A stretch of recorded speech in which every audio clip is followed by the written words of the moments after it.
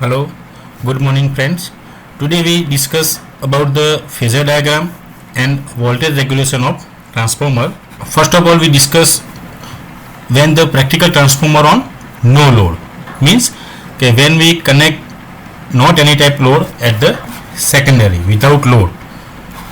Okay, a transformer is said to be on no load when the secondary winding is open circuit.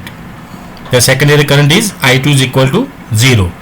So when the alternating voltage V1 is applied to the primary, a small current I0 flow in the primary winding, and this current is called as the no load current of the transformer. Now I0 has a two component, I mu and IW. The component I mu is called as the magnetizing component. It magnetizes the core. I mu is in phase with the phi m. This flux phi m and I mu both are in phase. So the current I mu is also called as the reactive component, or you can say voltage component of the no load current. So what is the equation of I mu? I mu is equal to I0 into sin phi 0. Okay, see here. This one is the no load current I0. It has two components. First one is I mu and second one is IW. W for working component and mu for magnetizing component. Okay, and this one is the flux phi m. Now we see that the magnetizing component I mu and phi m both are in phase. See here, we draw the both are in same line, same phase. Okay. Now next component IW, working component. So the component IW supplies the hysteresis loss and eddy current losses in the core. The current IW is called as the active component, or you can say wattful component of the no load current, and it is in phase with the supply voltage V1. See here, we can draw the IW in same phase with V1. Okay, so what is the equation of IW? IW is equal to I0 cos phi 0. Now I0 is the vector sum of IW and I mu. So we can write I0 is equal to under root I mu square plus IW square. So now from this we can get the power factor equation. Power factor cos phi 0 is equal to IW by I0, and the no load power P0 is equal to V1 into I0 into cos phi 0. Okay, so this is the practical transformer on no load. Now we discuss when we connect the load to the transformer, then what is the condition. Okay, what happened? See, here is the transformer on load, means when we connect the load at the secondary side. So what happened? The magnitude and phase of I2 with respect to voltage V2 are determined by the characteristics of the load. This current is in phase with the secondary voltage V2. If the load is resistive, means load is resistive, then voltage V2 and current I2 both are in phase. If the load is inductive, then current lagging behind the voltage, means I2 lag V2, and when the load is capacitive, then current I2 lead the voltage V2. Okay, so the operation of the transformer on load is explained below. Now we will discuss in detail. First condition, when the transformer is on no load, its primary draw load current I0. આપણે આગળ જોયું બરોબર કે ભાઈ જ્યારે transformer સાથે તમે load connect ના કરેલો હોય ત્યારે પ્રાઇમરીમાં ખાલી કેટલો કરંટ ફ્લો થશે, તો only I0 from the supply means. This no load current produce an MMF N1 into I0 which set up the flux phi 0 in the core. Okay, જ્યારે ટ્રાન્સફોર્મર સાથે કોઈ લોડ કનેક્ટ ના કરેલો હોય ત્યારે શું કન્ડિશન થશે એની આપણે વાત કરી. નાઉ when the transformer is loaded, means કે તમે secondary side તમે load connect કરશો ત્યારે શું થશે? Then the secondary current I2 flow in the secondary winding as shown in figure, and this secondary current produce an MMF N2 into I2 which set up a flux phi 2 in the core. શું થશે? તમે જેવો તમે load connect કરશો એટલે current I2 flow થશે સેકન્ડરીમાંથી, તો એના કારણે એનું ફ્લક્સ phi 2 માં પ્રોડ્યુસ થશે. દેખો અહીંયા phi 0 ની ડિરેક્શન આ રીતે છે ઇન ક્લોકવાઇઝ, અને તમે લોડ કનેક્ટ કર્યો, I2 કરંટ ફ્લો થયો, અને જે ફ્લક્સ પ્રોડ્યુસ થયું phi2 એની ડિરેક્શન તમે જુઓ બિલકુલ એની ઓપોઝિટ છે due to the Lenz law. Okay, so the flux phi2 oppose the main flux phi0 momentarily. એટલે જે બી ફ્લક્સ જે મેઇન ફ્લક્સ હતું ટ્રાન્સફોર્મરનું phi0 એનું આ ફ્લક્સ શું કરશે phi2 ઓપોઝ કરશે. Now since phi2 oppose the flux phi0, therefore the resultant flux tends to decrease and cause the reduction of self induced EMF E1. શું થશે? તમે જેવો લોડ કનેક્ટ કરશો એટલે ફ્લક્સ phi2 પ્રોડ્યુસ થવાનું, કારણ કે I2 કરંટ ફ્લો થશે સેકન્ડરીમાંથી. તો એ phi2 શું કરે છે? phi0 નો ઓપોઝ કરશે. તો તમારું જે મેઇન ફ્લક્સ હતું ટ્રાન્સફોર્મરના કોરની અંદર એ રિડ્યુસ થશે. તો એકચ્યુઅલમાં ટ્રાન્સફોર્મરનો પ્રિન્સિપલ શું છે કે the flux remain constant. Okay, કોરની અંદર ફ્લક્સ કેવું હોવું જોઈએ? કોન્સ્ટન્ટ રહેવું જોઈએ. તમે આઈધર લોડ કનેક્ટ કરો કે ના કરો, phi0 રિમેઇન કોન્સ્ટન્ટ. તો હવે શું થશે? phi2 પ્રોડ્યુસ થયું તો એના કારણે તમારો મેઇન ફ્લક્સમાં ઘટાડો આવ્યો. તો ટ્રાન્સફોર્મર શું કરશે? હવે let the additional current be I2 dash. તો ટ્રાન્સફોર્મર શું કરશે? પ્રાઇમરીમાંથી જે તમે સપ્લાય કનેક્ટ કરેલો છે એમાંથી વધારાનો કરંટ I2 ડેશ એ ટ્રાન્સફોર્મરનું પ્રાઇમરી વાઇન્ડિંગ એને એબ્ઝોર્બ કરશે. શા માટે? The amount of this additional current is such that the original condition flux in the core must be restored to its original value phi0. શા માટે આ I2 ડેશ પ્રાઇમરીમાંથી ફ્લો થશે? કારણ કે તમે જે I2 જે અહીંયા કરંટ ફ્લો થાય છે બરોબર, લોડ તમે જે કનેક્ટ કર્યો તો એના કારણે જે ફ્લક્સ phi2 પ્રોડ્યુસ થયું તો એ શું કરે છે? મેઇન ફ્લક્સનો ઓપોઝ કરે છે phi0 નો. તો મીન્સ કે તમારું મેઇન ફ્લક્સ તમારું ઘટ્યું. તો જેટલો ઘટાડો મેઇન ફ્લક્સમાં આવ્યો એટલો જ ઘટાડો ફરી પાછી આપણે એટલું વધારાનું ફ્લક્સ પ્રોડ્યુસ કરવું પડશે. તો એના માટે ટ્રાન્સફોર્મરનું પ્રાઇમરી વાઇન્ડિંગ શું કરશે? સપ્લાયમાંથી એટલો કરંટ વધારાનો ડ્રો કરશે, વિથડ્રો કરશે. એને આપણે શું નામ આપ્યું? I2 dash. અને એનું ફ્લક્સ કયું છે? phi2 dash. Means phi2 is equal two phi2 dash. Okay, so that now original value, so that V1 is equal to E1. This additional current I2 dash is in the anti-phase with I2. The additional primary MMF N1 I2 dash set up its own flux phi2 dash which is in opposition to phi2 and is equal to its magnitude. So phi2 and phi2 dash cancel with each other and leaving the flux phi0 in the core only. શું થશે? phi2 is equal to phi2 dash. Both are equal and opposite. So both are cancel with each other. So only remaining phi0 જે આપણું main flux હતું એ આપણું કોરની અંદર present રહેશે. બરોબર, તો આપણને ઇક્વેશન શું મળી? N1 I2 dash is equal to N2 I2. So from this we can get the value of I2 dash. I2 dash is equal to N2 by N1 into I2. N2 by N1 શું કહી શકો તમે? Transmission ratio અથવા turns ratio. Okay, so K into I2 where K is equal to N2 by N1 is constant. Okay, so finally શું થશે? So the flux is restored to its original value phi0 as shown in figure, and hence when the transformer is on load, the primary winding has two current in it. One is I0 and second one is I2 dash, which is in antiphase with I2 and K times in magnitude. So the total primary current I1 is in the vector sum of current of I0 and I2 dash. જ્યારે આપણે vector ડાયાગ્રામનો જ્યારે draw કરીએ ત્યારે તમને ખ્યાલ હોવો જોઈએ, ઘણી બધી ફિગરમાં તમે આ રીતે અહીં મેન્શન કરેલું હશે કે I2 ડેશ અહીંયા કઈ રીતે આવ્યો. તો તમને આઈડિયા હોવો જોઈએ કે I2 ડેશ શા માટે અહીંયા આવ્યો. તો તમે જેવો તમે લોડ કનેક્ટ કરશો અહીંયા એટલે એના કારણે જે ફ્લક્સ પ્રોડ્યુસ થશે phi2 એના કારણે તમારું મેઇન ફ્લક્સ રિડ્યુસ થાય છે. તો એના માટે તમારે શું કરવું પડશે? સામે એટલો ફ્લક્સ વધારાનું પ્રોડ્યુસ કરવું પડશે જે તમારા phi2નું ઓપોઝ હોય. તો તમે અહીંયા તમે ફિગરમાં તમે એક્ઝેક્ટ તમે ડિરેક્શન જુઓ તો જે મિડલ જે લાઇન છે એ તમારું મેઇન ફ્લક્સ phi0 છે. બરોબર, પછી જે phi2 જે પ્રોડ્યુસ થયું એની ડિરેક્શન એન્ટી ક્લોકવાઇઝ હતી.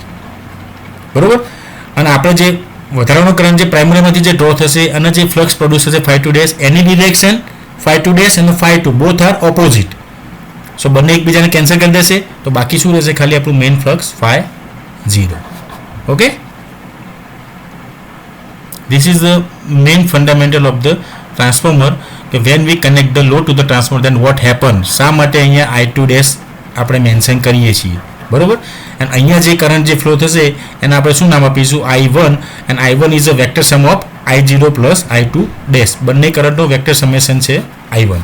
Okay, now phasor diagram of a loaded transformer. Now in this theory we discuss about the various type of load: resistive load, inductive load and capacitive load. પણ તમે transformer સાથે તમે કેવો load connect કરશો, suppose તમે resistive load connect કર્યો હશે, inductive load connect કર્યો હશે કે કેપેસિટિવ લોડ કનેક્ટ કર્યો હશે, દરેક વખતે વેક્ટર ડાયાગ્રામ તમારા ચેન્જીસ આવશે, બરોબર. સો in first figure here we connect the resistive load. Okay, so in figure 1 vector are drawn for the resistive load. Secondary current I2 is in phase with E2. હવે જ્યારે load તમારો resistive હોય ત્યારે આપણને ખબર જ છે કે કરંટ અને વોલ્ટેજ બંને કેવા હોય, both are in same phase. So see here we draw the I2 is same phase with E2. અને આપણે એ પણ જાણીએ છીએ કે જેટલો તમારો I2 હશે સામે એટલું શું પ્રોડ્યુસ થશે, I2 ડેશ, જે આપણે આગળની થિયરીમાં જોયું ને આપણે. તો જેટલો કરંટ અહીંયા I2 હશે સેમ કરંટ ઇન ઓપોઝિટ ડિરેક્શનમાં I2 ડેશ પ્રોડ્યુસ થશે, બરોબર. તો તમે સપોઝ વેક્ટર ડાયાગ્રામ તમે ડ્રો કરો તો તમારે ધ્યાન રાખવાનું કે તમે E2 તમે ડ્રો કર્યો એના સેમ ફેઝમાં તમારે I2 ડ્રો કરવાનો, અને એની એક્ઝેક્ટ ઓપોઝિટ ડિરેક્શનમાં તમારે શું ડ્રો કરવાનું, I2 ડેશ સેમ મેગ્નિટ્યુડ વાળો. સપોઝ I2 ડેશ આટલું તમે ડ્રો કર્યું તો નીચે I2 પણ તમારો સેમ મેગ્નિટ્યુડ હોવું જોઈએ, બરોબર. I2 ડેશ મળી ગયો, I0 તમને ખબર જ છે. નાઉ we know that I1, what is I1? તો I1 is a vector summation of I0 and I2 dash. આપણે આગળની થિયરીમાં જોયું, જુઓ I1 is equal to I0 plus I2 dash. Okay, so બંનેનું વેક્ટર સમેશન કરીશું એટલે આપણે શું મળી જશે, આપણને કરંટ I1. ઓકે, આ રીતે સમજીને વેક્ટર ડાયાગ્રામ ડ્રો કરવાનો. ક્યારેય બી વેક્ટર ડાયાગ્રામ તમારે ગોખવાની જરૂર નથી. તમે સમજીને તમે જો ડ્રો કરશો, યાદ રાખશો તો તમારે લાઈફ ટાઈમ તમને યાદ રહેશે, બરાબર. સૌ પહેલાં શું કરવાનું, first of all draw the flux phi. Okay, now draw the I0. Okay, supply voltage V1. Okay, નીચે self induced EMF E2, E1. આપણે આ બધું જે આપણે આઈડિયલ ટ્રાન્સફોર્મરને જે થિયરી આપણે જોઈએ એમાં આપણે બધું મેન્શન એક્સપ્લેન કરેલું જ છે, બરાબર. ખાલી તમારે જસ્ટ ધ્યાન શું રાખવાનું કે રેઝિસ્ટિવ લોડ હોય તો કરંટ I2 એ E2 ના કેવા હોય, સેમ લાઇનમાં હોય, બંને બોથ આર ઇન ફેઝ. જ્યાં તમે I2 ડ્રો કરશો અને એક્ઝેક્ટ ઓપોઝિટમાં તમારે શું ડ્રો કરી દેવાનું, I2 ડેશ. પછી તમારે એનું વેક્ટર સમેશન કરીને તમને શું મળી જશે, ડાયરેક્ટ I1 મળી જશે, બરોબર. So this one is the angle between I1 and V1 ∅1, and angle between I0 and V1 is ∅0. Okay, અને એંગલ અહીંયા ∅2 શું આવશે, ∅2 is equal to 0 because I2 and E2 both are in phase, same line, that's why ∅2 is equal to 0. Okay, now second figure, here we connect the inductive load. Now we know that when we connect an inductive load then current I2 lag behind the voltage by angle phi. તો જો તમે અહીંયા આપણું self induce EMF E2 છે secondary side, તો તમે I2 current શું કર્યું, તમે લેગિંગમાં ડ્રો કર્યો. E2 અહીંયા છે તો તમે I2 શું તમે ડ્રો કર્યું, લેગિંગમાં, અને એંગલ કેટલો બનાવે છે, ∅2, બરોબર. બાકીની પ્રોસેસ પછી સેમ, I2 તમને મળી ગયો, સેમ એને એક્ઝેક્ટ ઓપોઝિટ ડિરેક્શનમાં તમે I2 ડેશ તમે ડ્રો કરો, ફરીથી તમે વેક્ટર સમેશન કરો and you get the I1. Okay, and if the load is capacitive, suppose તમે કેપેસિટિવ લોડ તમે કનેક્ટ કરો તો તમારો કરંટ કેવો હોય, લીડિંગ હોય, મીન્સ E2 કરતાં કરંટ તમારો કેવો હશે, એંગલ ∅2 લીડિંગ હશે.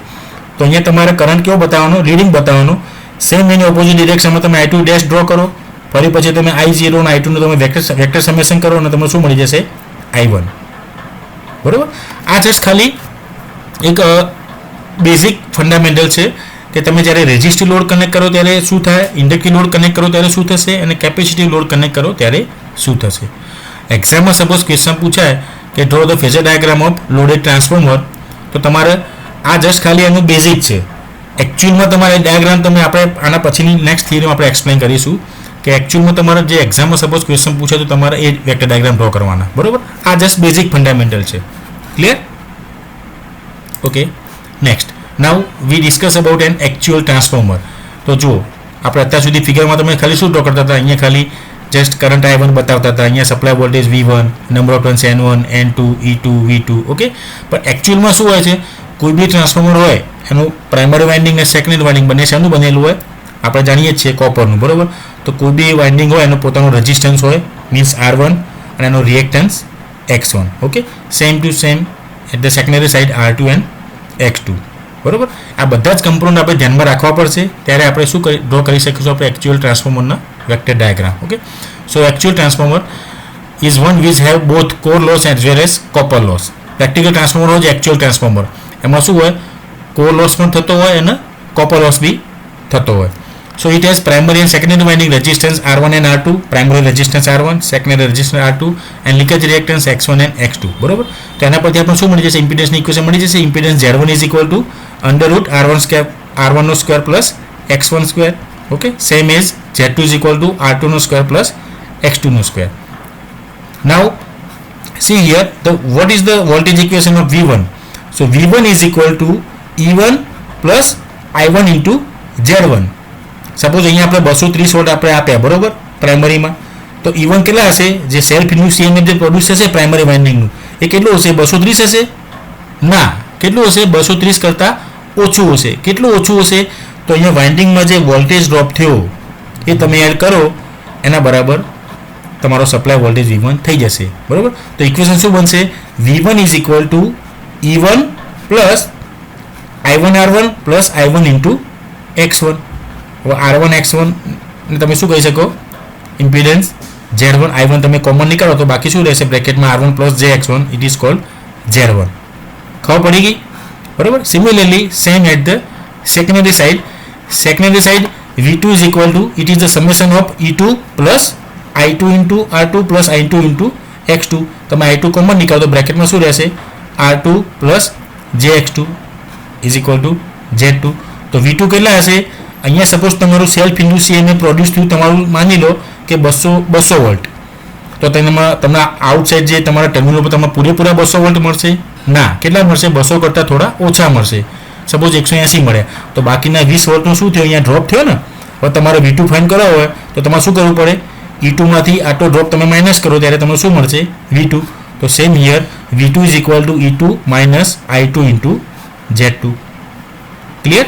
તો આ થઈ આપણે એકચ્યુઅલ ટ્રાન્સફોર્મરની ઇક્વેશન અને એની ફિગર, બરોબર. હવે આપણે આના પરથી આપણે વેક્ટર ડાયાગ્રામ ડ્રો કરીશું. So first we have discuss vector diagram of the transformer for lagging power factor. Means lagging power factor means કે તમારો લોડ કેવો હશે? ઇન્ડક્ટિવ. તમે કોઈ બી સર્કિટમાં તમે ઇન્ડક્ટર કનેક્ટ કરો એટલે હંમેશા તમારો કરંટ કેવો હોય? લેગિંગ હોય. કેપેસિટર કનેક્ટ કરો તો કરંટ કેવો હોય? લીડિંગ હોય. અને તમે જો ઓનલી રેઝિસ્ટર કનેક્ટ કરેલો હોય તો current end voltage both are in phase, બંને સેમ લાઇનમાં હોય, બરોબર. તો પહેલાં આપણે ડિસ્કસ કરીએ આપણે vector diagram of transformer for the lagging power factor. જો અહીંયા શું થશે? આપણને ખબર છે કે લોડ કેવો છે આપણો? ઇન્ડક્ટિવ લોડ છે, બરોબર. તો આપણે હાલ આપણે આગળ જે આપણે આ ફિગરમાં આપણે જે ડિસ્કસ કર્યું હતું અહીંયા ડિટેલમાં, આ ઇન્ડક્ટિવ લોડ, બરોબર. તો I2 શું આવશે? E2 કરતાં લેગિંગ આવશે, બરોબર. તો સેમ અહીંયા એપ્લાય કરો. ફર્સ્ટ ઓફ ઓલ ડ્રો કરી નાખો as it is phi E1 E2, બરોબર. I mu અહીંયા આપણે કમ્પોનન્ટ બતાવવાના, જે પહેલામાં આપણે નહોતા બતાવતા ડિટેલમાં. અહીંયા આપણે નો લોડ કમ્પોનન્ટ I0, એના બે component IW and I mu. Okay, angle between voltage. Now V1. હવે V1 આપણે ઇક્વેશન આપણે આગળ જોઈ, બરોબર, કે V1 ઇઝ ઇક્વલ શું થાય? તો V1 is equal two E1 plus I1 R1 plus I1 into X1. આ બંને ડ્રોપ તમે એડ કરો ત્યારે તમને શું મળશે? V1 મળશે. આપણી પાસે શું છે અત્યારે? E1 ની વેલ્યુ છે. જુઓ, તો E1 માં આપણે E1 પરથી આપણે V1 ફાઇન્ડ કરવું હોય તો E1 ની અંદર આપણે શું એડ કરવું પડશે? આ ડ્રોપ એડ કરવો પડશે ને, આ I1 R1 plus I1 X1, ત્યારે આપણને શું મળશે? V1. તો તમે જો વેક્ટર ડાયાગ્રામમાં તમે જુઓ, અહીંથી તમને બધો જ આઈડિયા આવી જશે. શું કર્યું આપણે? E1 છે આપણી પાસે. હવે આમાં આપણે બે ડ્રોપ એડ કરવાના, I1 R1, બરોબર. હવે I1 R1 ની જે ડિરેક્શન જે છે એ same as the I1. First of all you have to find out the current I1. એ આપણે જે આગળ જે નોર્મલ કન્ડિશન આપણે આગળ થિયરી એક્સપ્લેન કરી એ પ્રમાણે તમારે ફાઇન્ડ કરી લેવાનું. સપોઝ I2 તમને લેગિંગમાં તમે ડ્રો કર્યો, એનો એક્ઝેક્ટ ઓપોઝિટ તમે I2 ડેશ ડ્રો કરો, I2 ડેશ મળી જાય. પછી I0 અને I2 નો તમે I2 ડેશનો વેક્ટર ડાયાગ્રામ લો, તમને શું મળી જશે? I1. તો જે રીતની ડિરેક્શન I1 ની આવી, સપોઝ તમે લાઈન જુઓ, I1 તમે ડ્રો કર્યો આમ, તો સેમ ડિરેક્શનમાં તમારે શું ડ્રોપ, કયો ડ્રોપ માઇનસ કરવાનો? I1 R1. દેખાય? સેમ ટુ સેમ લાઈનમાં હોવો જોઈએ I1 R1. અને જે રિએક્ટિવ ડ્રોપ છે X1 વાળો, I1 X1, એ હંમેશા આને કેવો હોય? 90 ડિગ્રી હોય. આમ જે રેઝિસ્ટિવ ડ્રોપ હોય એને એક્ઝેક્ટલી 90 ડિગ્રી હોય. અહીં ફિગરમાં ભલે તમને આ રીતે બતાવ્યું, બાકી એક્ઝેક્ટલી કેવું હોય? અહીંથી આમ થઈને પછી અહીંથી એક્ઝેક્ટ આમ 90 ડિગ્રી ડ્રોપ આવે I1 X1, બરોબર. એટલે I1 X1 ડ્રોપ એડ કરો અને પછી તમે જે ટોટલ તમને જે મળશે આ જે vector E1 I1 R1 I1 X1, આ ત્રણના તમે એડ કરશો ત્યારે તમને શું મળશે? Supply voltage V1. Clear? Same to same આપણે સેકન્ડરી સાઇડ કરવાનું. V2. તો V2 આપણને ખબર છે, V2 means terminal voltage, self induce EMF E2. તો આ V2 ફાઇન્ડ કરવો હોય તો એમાં તમારે E2 તમને ક્યારે મળશે? તો V2 માં તમે આ બે ડ્રોપ તમે એડ કરો ત્યારે તમને શું મળશે? E2. જોઈ લો ફિગરમાં, તમને ફરીથી સમજાવી દઉં. જુઓ, મારા અહીંયા આપણે ઇક્વેશન શું આપેલી છે V2ની, તો V2 is equal to E2 minus I2 into Z2. હવે મારે E2 ફાઇન્ડ કરવા હોય તો E2 is equal two V2, આ બાજુ આવશે શું થઈ જશે પ્લસ, મીન્સ કે મારે V2 ફાઇન્ડ કરવા હોય તો E2 ની અંદર મારા આ બંને ડ્રોપ માઇનસ કરવા પડે, ત્યારે મને શું મળશે V2 મળશે. પણ જો મારે E2 ફાઇન્ડ કરવા હોય તો આપણી પાસે વોલ્ટેજ V2 હોય તો અને આ બે ડ્રોપ હોય તો આ બંને ડ્રોપનું તમે ટોટલ, તમે આનું ટોટલ કરો એ કોના બરાબર થશે E2 બરાબર. તો એ જ આપણે વેક્ટર ડાયાગ્રામમાં બતાવવાનું છે. આપણે જોઈ લો E2 ઇઝ ઇક્વલ ટુ, તો પહેલાં આપણી પાસે V2 છે, એમાં આપણે I2 R2 ડ્રોપ કર્યો આપણે એડ, કારણ કે I2 ની ડિરેક્શન તમે જોઈ લો, I2 ની ડિરેક્શન આ રીતે છે, તો તમારો રેઝિસ્ટિવ ડ્રોપ તમારે સેમ ટુ સેમ એ ડિરેક્શનમાં જ એડ કરવાનો. ઓકે, I2 R2 એડ કર્યો અને એક્ઝેક્ટલી એને 90 ડિગ્રી તમે I2 X2 ડ્રોપ એડ કરો અને પછી એનું જે સમેશન આવે એ તમારું શું આવશે ટોટલ વોલ્ટેજ E2. બરાબર. પછી બધું નોટેશન સમજાઈ દેવાનું કે ભાઈ કરંટ V2 અને I2 વચ્ચેનો એંગલ ∅2, V1 અને I1 વચ્ચેનો એંગલ ∅1, I0 અને V1 વચ્ચેનો એંગલ ∅0. ઓકે, આ બધું ડ્રોપ પછી તમારે ડિરેક્શન બધું મેન્શન કરવી જરૂરી છે. આ એરો બધા જ ઇન્ડિકેટ કરવા પડશે તમારે. ક્લિયર? તો આ શું હતું vector diagram of transformer for the lagging power factor. Now next we discuss vector diagram for unity power factor, means four the resistive load. તો રેઝિસ્ટિવ લોડમાં આપણને ખબર જ છે કે કરંટ V2 અને I2 both are in phase. Okay, so પહેલાં શું કરવાનું, સૌથી પહેલાં ફ્લક્સ ∅ ડ્રો કરો. અહીંયા ઉપર તમારું E1, નીચે E2. પછી તમને ખબર છે કે કરંટ કેવો છે, લોડ તમારો કેવો છે રેઝિસ્ટિવ લોડ છે, તો વોલ્ટેજ V2 અને I2 બોથ આર ઇન કેવા હોય સેમ ફેઝમાં હોય. હવે તમને એવું થશે કે આ આટલી વચ્ચે ગેપ ક્યાંથી આવી, તો એ બી આપણો સેમ જ લોજિક છે. તમે V2 ફાઇન્ડ કરવું હોય E2, તો V2માં તમારે I2 R2 ડ્રોપ એડ કરો અને એક્ઝેક્ટ એને 90 degree I2 X2 drop add કરો અને આ જે ટોટલ તમને મળશે પછી તમે આ વેક્ટર આખો જોઈન્ટ કરશો તો તમને શું મળી જશે E2. બરોબર. તો E2 is equal two V2 plus I2 R2 plus I2 into X2, ત્યારે તમને શું મળશે E2. અને તમે ડોટેડ લાઇન જે બતાવી જે શું છે તમારો ઇમ્પિડન્સ ટ્રાયેંગલ R2 X2 નો તમે ઇમ્પિડન્સ ટ્રાયેંગલ તમારો શું આવશે I2 into Z2. Okay, same to same an primary side I1 E1 સૌથી પહેલાં શું મળી જશે તમને I2 તમે ડ્રો કર્યો તો I2 ડેશ તમને મળી જશે. એના પછી તમને શું મળશે I1. સેમ તમે ફરી પછી E1 માં તમે I1 R1 ડ્રોપ એડ કરો સેમ ડિરેક્શનમાં, એને એક્ઝેક્ટલી 90 ડિગ્રી તમે I1 X1 ડ્રોપ તમે એડ કરો અને આનું તમે એડિશન કરો એટલે તમને શું મળશે આ સપ્લાય વોલ્ટેજ V1. ક્લિયર? તો V1 is equal two E1 plus I1 R1 plus I1 X1, ત્યારે તમને શું મળશે સપ્લાય વોલ્ટેજ V1. પછી બધું નોટેશન બતાવી દો કે angle between V1 and I1 is ∅1, angle between I0 and E1 is ∅0. Okay, now for the capacitive load means leading power factor, તો એમાં તમને ખ્યાલ છે કે કરંટ કેવો હોય લીડિંગ હોય ને. તો જો અહીંયા આપણે બતાવેલું જ છે કરંટ કેવો છે E2 કરતાં કરંટ તમારો લીડિંગ છે. ક્લિયર? તો અહીંયા બી સેમ ટુ સેમ V2. હવે અહીંયા તમે કરંટની ડિરેક્શન આ રીતે આપેલી છે, તો તમારે ડ્રોપ એ રીતે જ બતાવવાનો દેખાય. I2 R2 નો ડ્રોપ તમે બતાવ્યો અને એક્ઝેક્ટલી 90 ડિગ્રી તમે શું બતાવ્યો I2 X2, અને એને તમે જોઈન કરો એટલે આ તમને શું મળશે ટોટલ તમારો E2 મળશે. બરાબર. સેમ ટુ સેમ I1 કઈ રીતે મેળવવાનો, તો I0 આપણે નોર્મલી આપણે રેન્ડમલી ડ્રો કરી દેવાનો I0. I2 અહીંયા છે તો એનો exact opposite component I2 dash અહીંયા ઉપર હશે. પછી I0 અને I2 ડેશનું તમે વેક્ટર સમેશન લો તો તમને શું મળશે I1 મળી જશે. બરાબર. તો I1 મળી ગયો તો એનો તમે ડ્રોપ એડ કરો. E1 ની અંદર તમે I1 R1 દેખાય સેમ ટુ સેમ લાઇનમાં પેરેલલ તમારે ડ્રો કરવાનો. I1 આ રીતે છે તો I1 R1 નો ડ્રોપ તમારે આ રીતે પેરેલલ ડ્રો કરવાનો I1 R1. બરાબર. અને એક્ઝેક્ટ એને 90 ડિગ્રી I1 X1, પછી તમે આ જોઈન કરશો એટલે તમને શું મળશે આ supply voltage V1.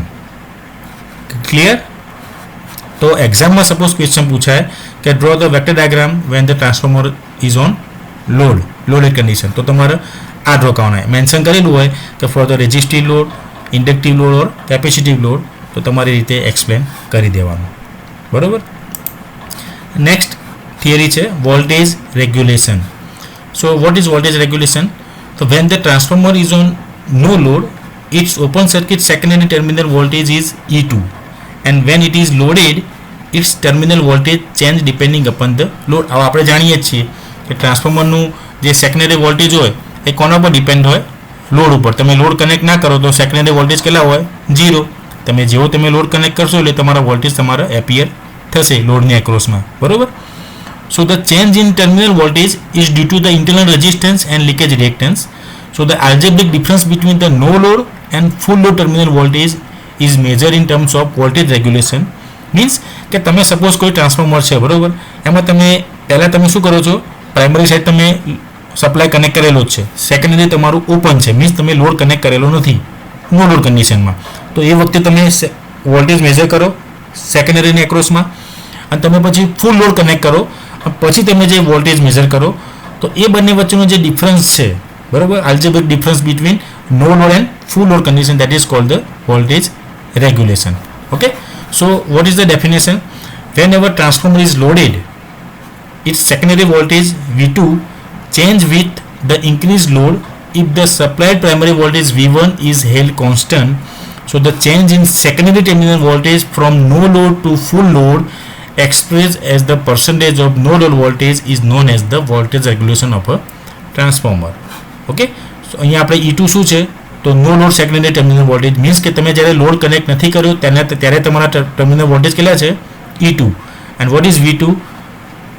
Terminal voltage when full load is connected. Okay, so the change in terminal voltage from no load to full load, no load to full load means E2 minus V2. Change in voltage, suppose તમે no લોડમાં voltage E2 હતા, તમે load connect કર્યો પછી કેટલા મળ્યા? તમને V2 મળ્યા.